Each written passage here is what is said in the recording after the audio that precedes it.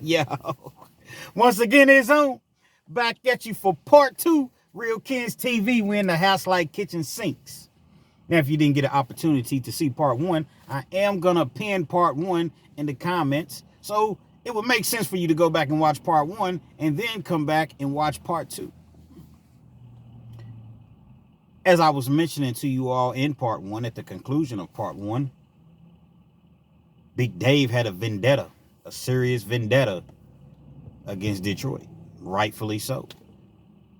After all, how would you feel if you just walked through the door one day and somebody just snuck you and just beat you down just to a bloody pulp? How would you feel about that? Is that something that you're just going to let ride? Or is that something that you'll forever remember? I like to think that it's something that you'll forever remember. Many years passed. But prior to many years passing, Big Dave lost his parole, as I stated in part one. Big Dave ended up losing his parole. Parole board seen that he had been fighting, although that wasn't a fight, but in their eyes, he had been fighting, breaking the rules. And they revoked his parole and gave him an additional 15 months to serve. You come back and see us in 15 months, and then we'll think about letting you out. In addition to that, Big Dave ended up having to go to the hospital, spend extensive time in the hospital. Then he had to go to it's called KSR, Kentucky State, I believe, Reformatory. But basically KSR, for the people that are familiar with the Kentucky prison systems, it's a place to where you go for rehab, or if you're sickly or, something like that. 9 times out of 10, you're going to end up at KSR. Ended up having to go to KSR for a while.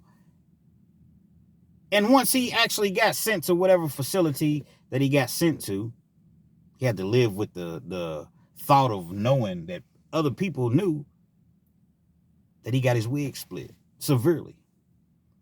Again, Big Dave was no chump whatsoever by any stretch of the imagination. People knew that he got snuck.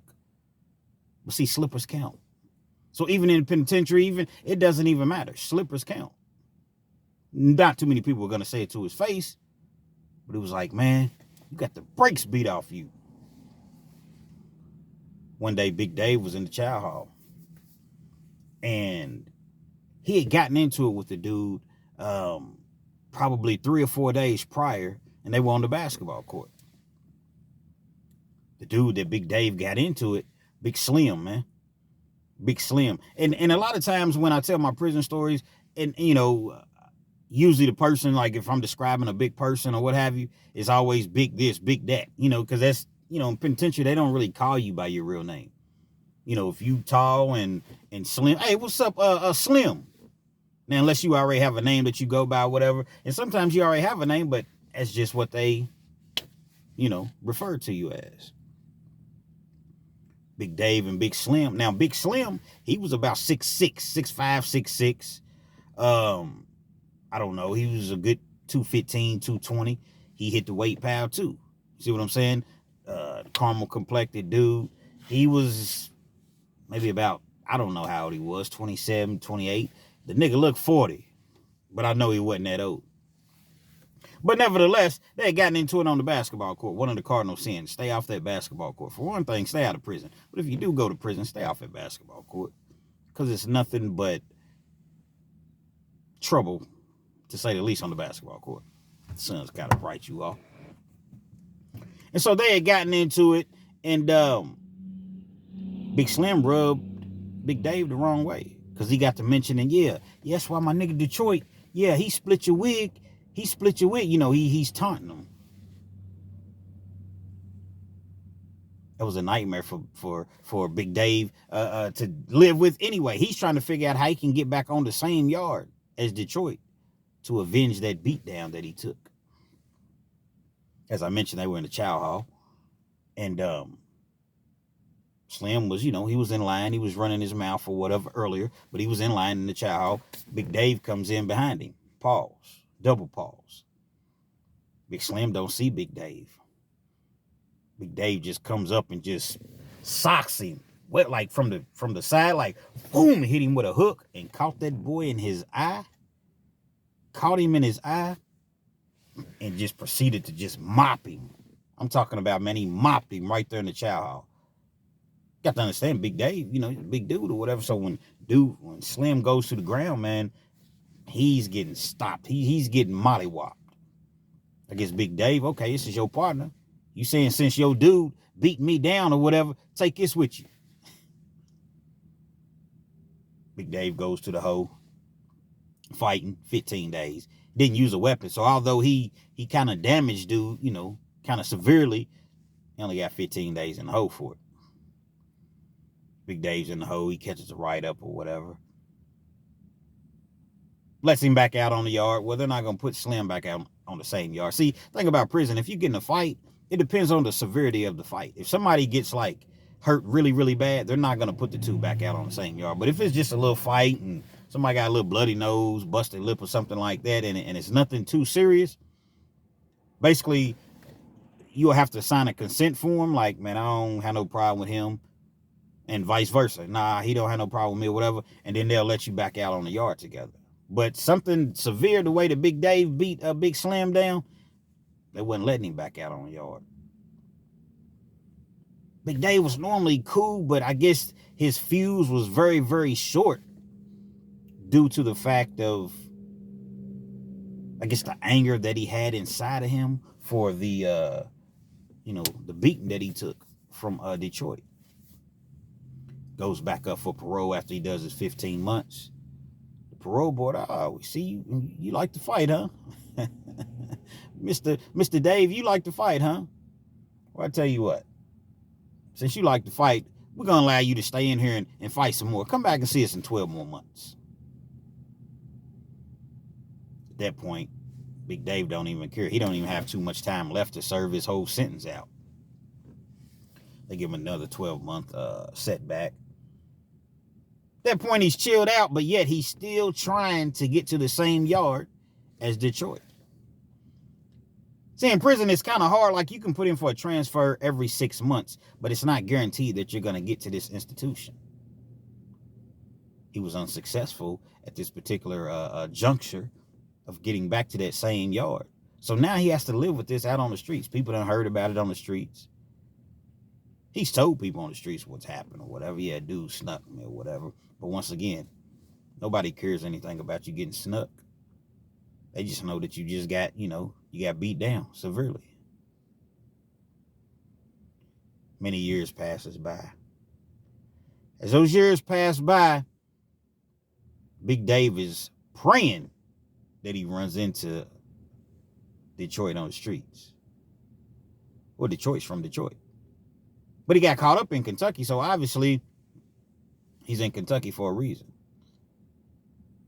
Now, as I mentioned in the first video, part 1 rather, Detroit had a significant amount of time. I believe I said he was doing, 15 years at 85%? It was something like that. 12 years at 85% or 15 years at 85%. It was something like that. Basically just means however much time he has, you have to do, if let's just say he has 15 years, you got to do 85% of that time before you go home, which is about 12 years. If you're not serving time for a violent crime, you do 20% of your time in Kentucky. You do 20% of your time, and then you're eligible for parole. Don't necessarily mean you're going to make parole, but you have an opportunity to go up for parole.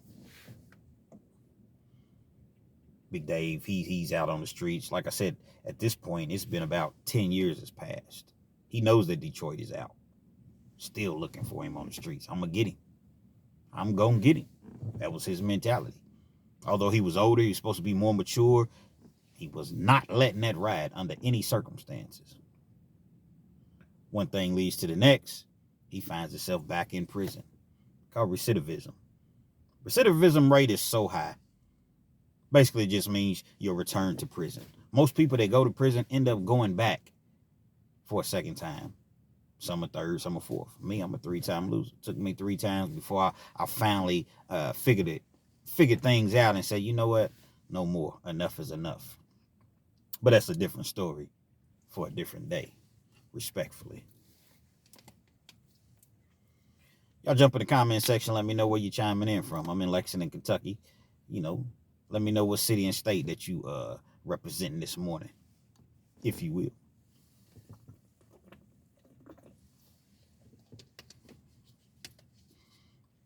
Big Dave ends up back in prison.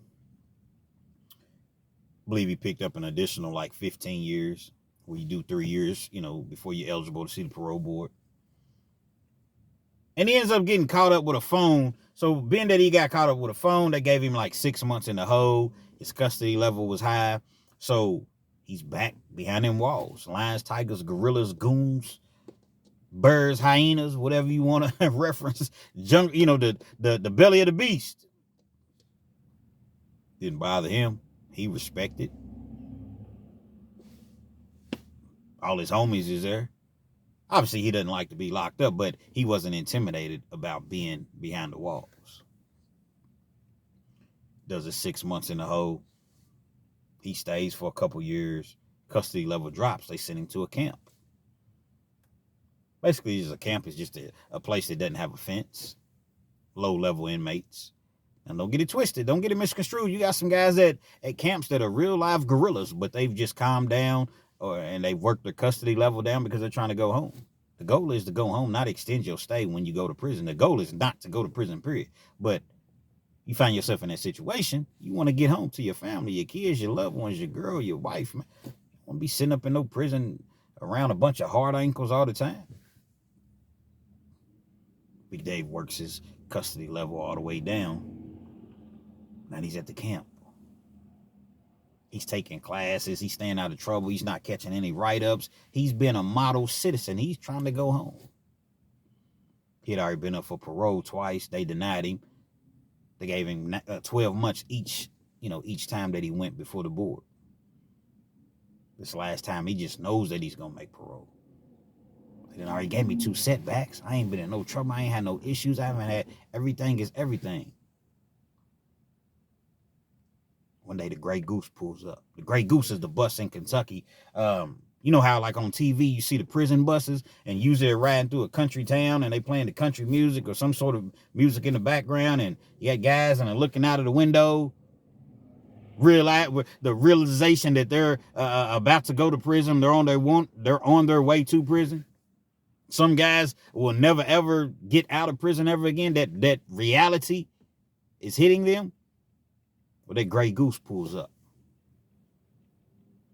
Everybody always, the Gray Goose would typically come maybe like on a Tuesday and maybe a Friday. People want to see, man, if it's any of their homies that's on the Gray Goose, who's who, you're trying to determine, okay, who is this person? Is this a fish? Which means somebody that ain't never been to prison before, somebody that you can potentially get over on and get something from and use. Now, you don't see as much of that at a camp, brother, but you still do see it. It still is prison. Y'all rock with me.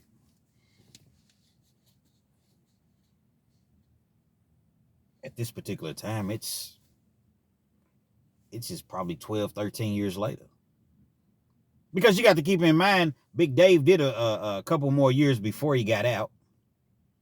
Then he stayed out 10 years, 8, 9, 10 years. Then he had already been in for this is probably 15, 16 years later. Dude's getting off the Gray Goose. Lo and behold, guess who he sees? Detroit. Wow. 15 years later, I finally get my opportunity to get my get back.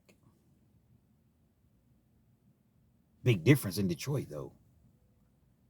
Detroit's walking with a cane like a walker. Unfortunately for Detroit, he had been shot out on the streets, and for a while he couldn't even walk. But now he's able to walk, but he has to walk with a walker. Still looks the same. Just walks with a walker. The two see each other. They don't see each other, right then and there. Big Dave sees Detroit before Detroit, sees Big Dave. He has no clue that Big Dave's even out on it, on the yard. This particular camp, this is it's not a medical camp, but I guess it's somewhat of a medical camp. Meaning you don't have to have a medical issue to be at the camp, because I was at the camp. But you got guys that do have medical issues that are at the camp. if that makes any sense to you. Detroit had to be pushed around in a wheelchair sometimes, like I guess on certain days where his hip, leg, or whatever was bothering him. He had to be pushed around in a wheelchair. Detroit was considered handicapped at this point.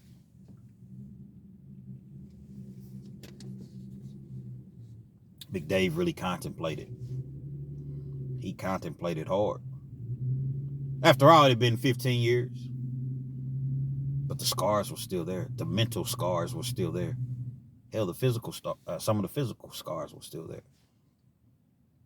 This guy did this to me. Look at you now. Look at you now, bro. This is what he's thinking. Remember I said, I'm going to get that nigga. Who is that nigga on that nag?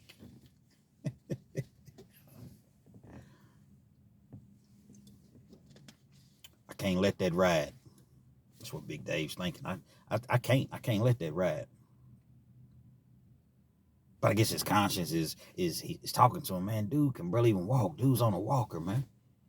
Plus, I'm going to go home to my family, man. I done told my kids, I done promised my kids that I'm doing everything that I'm supposed to do to get back out. People are going to be severely disappointed in me. And if I do something to this dude, ain't no telling how much time they're going to give me, additional time. A couple weeks goes past, month goes past. Two of them never really said anything to each other.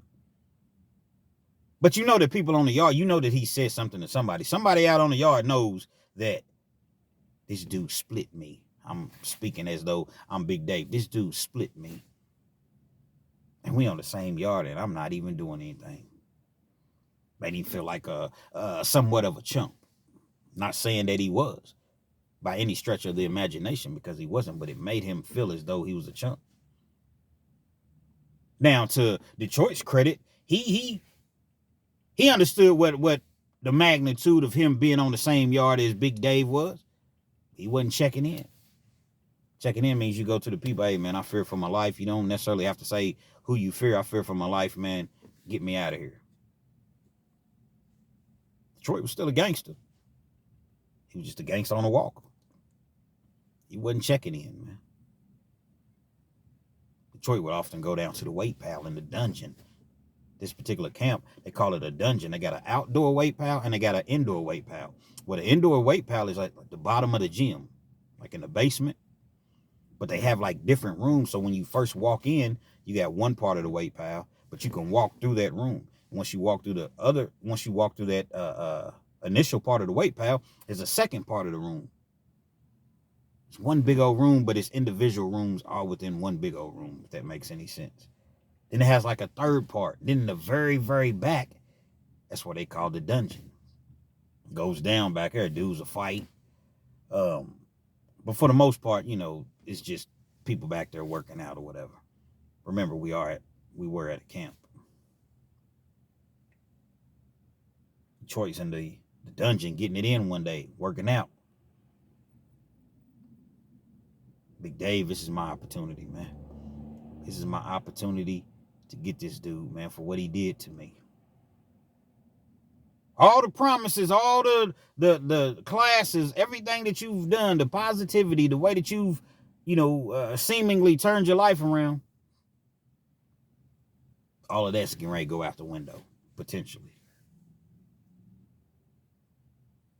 Detroit came from the corner, like when you come out of the dungeon, he made when he came out of the dungeon, he was going to make a left-hand turn.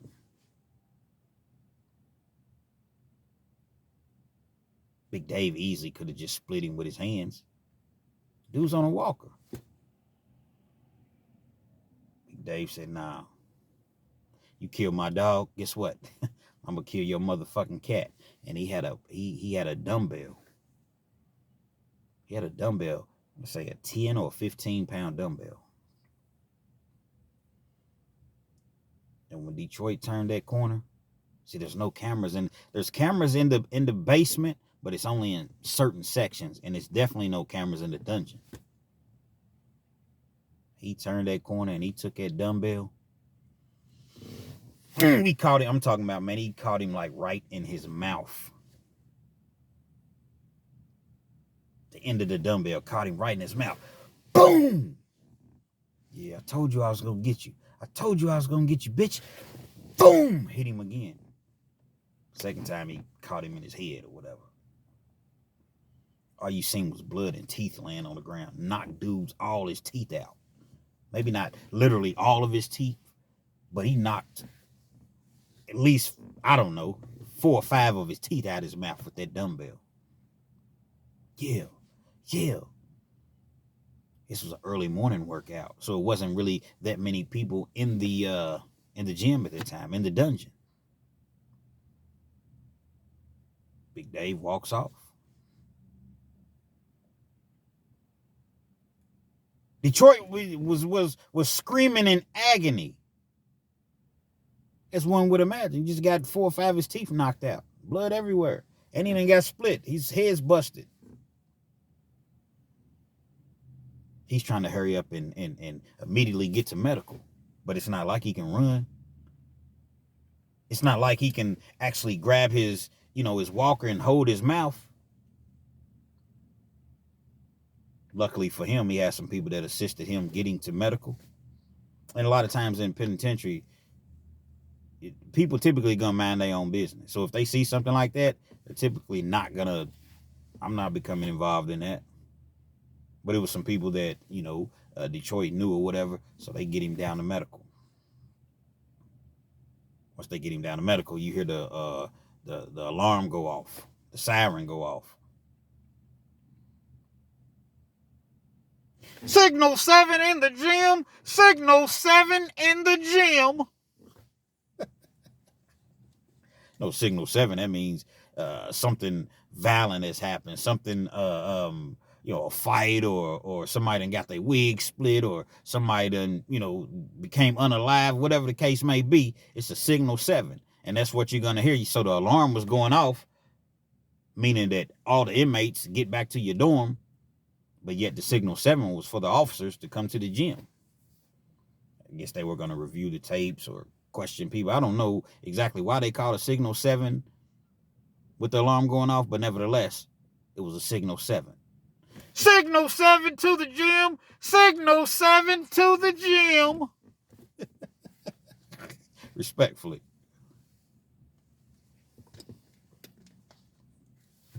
Of course, the yard is locked down. Every time something like that happens, the yard is going to be locked down because they have to do an investigation. They go back through, they questioning people. Nobody saw anything. They're looking at the cameras to see who was all in the gym, but they couldn't really gather anything from the cameras because they were in the dungeon. Didn't show anything. They're questioning Detroit. Detroit was a G. Same way Big Dave never said nothing. Detroit didn't say a word. He told the people he was working out and his arm gave out and the dumbbell fell. And when the dumbbell fell, it caught him in his mouth and part of it hit his head. Said that he was working out with probably like a 60-pound dumbbell, 65, 70-pound dumbbell. Like I said, he's lifting, he's on the bench and he's lifting or whatever, and his arm just gave out, which I've seen that happen just as well. That's why you always want to use a spotter. His arm gave out and the dumbbell hit him. But the people know that that's a possibility, but they also know that it could be BS. But it also is a discrepancy because it's like, who would do this to somebody that uses a walker to walk? But they also know that we are in prison. Survival of the fittest. Dog eat dog. Y'all rock with me.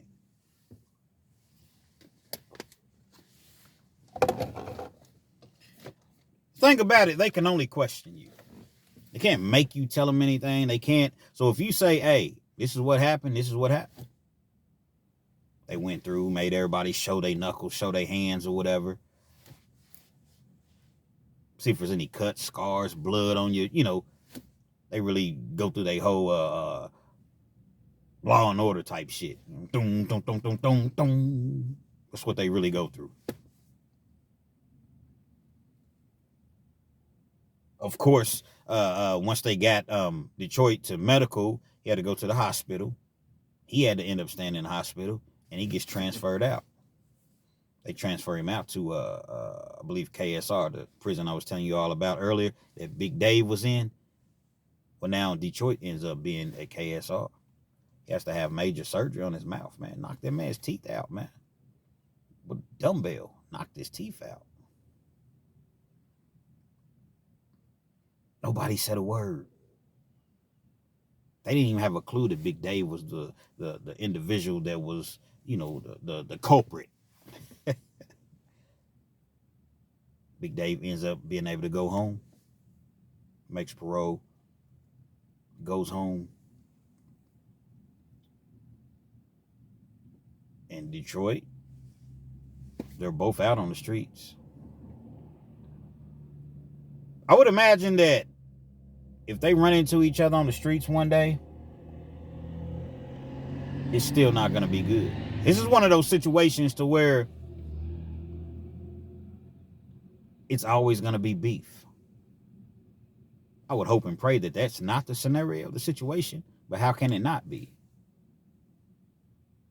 Not quite sure if Detroit is back to its normal self. Now, when I say his normal self, meaning I'm not sure if he's still required to use a walker to walk.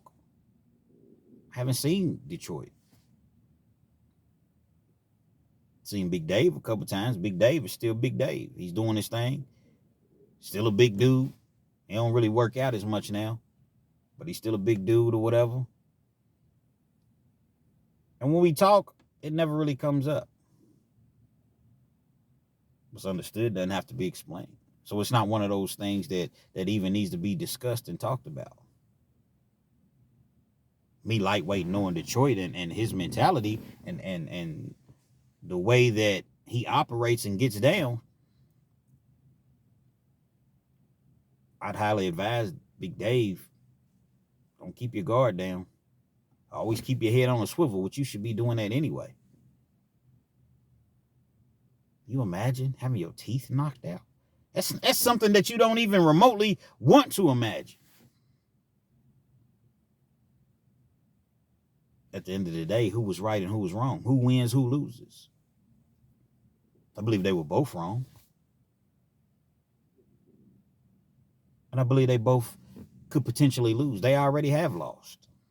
The years that they spent in prison, the years that I spent in prison. See, these are the type of things that I was saying in part one. And I want you youngsters, and not just you youngsters, just people just in general, understand, man, that prison is violent. It's violent. I understand that you got YouTubers and they jump on here and they tell these stories and you know, and it's intriguing to a lot of people. But it's definitely not a fun place to be. It's dangerous. It's scary. It's a whole lot of zestiness that goes on. Nothing wrong with being zesty if you choose to be zesty, but there's zesty, different type of zestiness in prison. Some of it is forced upon people. It's just a place that you just want to avoid. You want to do everything that you can do. Because people have the mentality, people have the belief that if I just go into prison and, you know, I just mind my business and I don't bother anybody, then nobody will bother me. Nobody will try me. Now, while that may be true to some degree, that's the best way to be if you do have to be in prison. Just stay off the gambling tables. Don't mess with nobody's boyfriend. Don't be on the basketball court. Don't steal and don't rat. Those are the cardinal sins in prison. If you're able to do those things, you'll find yourself, in the event that you find yourself in prison, you'll find yourself staying all the way out of the way. But it's always going to be somebody that wants to try you. It's always going to be somebody that's looking at you and they say, dude don't really kick it with a lot of people. I don't see dude really, you know, hanging with no real G's, no real gangsters or nothing. Let me try him. He goes to the commissary all the time. Let me try him. I don't got nothing.